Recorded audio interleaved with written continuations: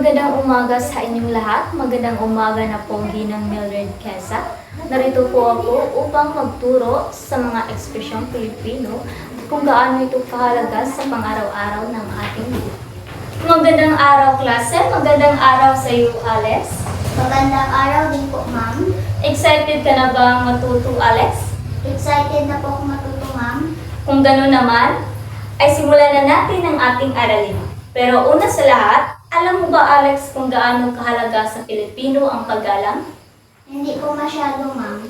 Halimbawa na lang, Alex, kapag bumabati tayo sa mga nakakatanda, gumagamit tayo ng po at upo. Napakahalaga nito sa pang-araw-araw na buhay natin, Alex. Kaya pala sinasabi nila ang po sa dulo ng pangungusap. Tama ka, Alex. Kaya naman, subukan mo itong sabihin ang salitang magandang umaga po. Pakibasa, Alex. Magandang umaga po. Napakagaling, Alex. Ngayon naman, Alex, paano ka magpapakilala? Ako si Alex. Pwede rin naman ako si Alex. Ikinalulugod kita makilala. Ako si Alex. Ikinalulungkod kitang makilala.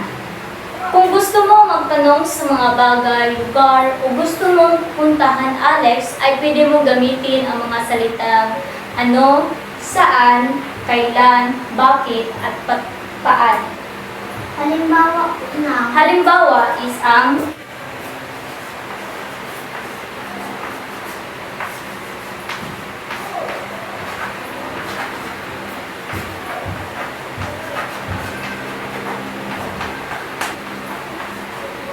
halimbawa ng saan po kayo nakatira.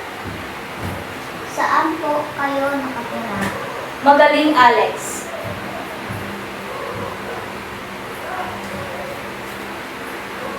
Paano po kung gusto kong humingi ng tulong? Sabihin mo lang, Alex, kung pwede po ba akong humingi ng tulong.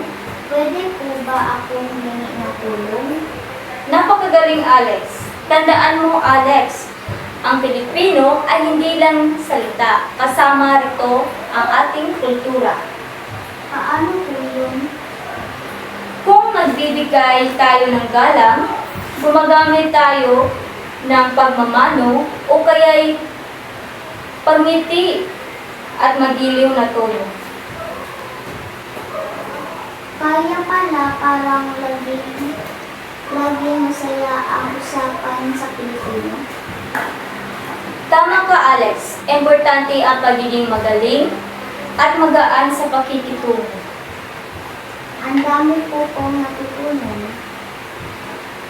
At marami pa tayong matutunan, Alex, dahil hindi lang ang mga ekspresyong Filipino ang ating matutunan. Ang kailangan nating matutunan ngayon, kundi marami pang iba. Maraming salamat po. Tandaan mo lang, Alex, na ang Filipino ay hindi lang para sa ating mga Pilipino, kundi para rin sa ating kapwa-tao, bata, matanda, at kahit Pilipino man o dayuhan.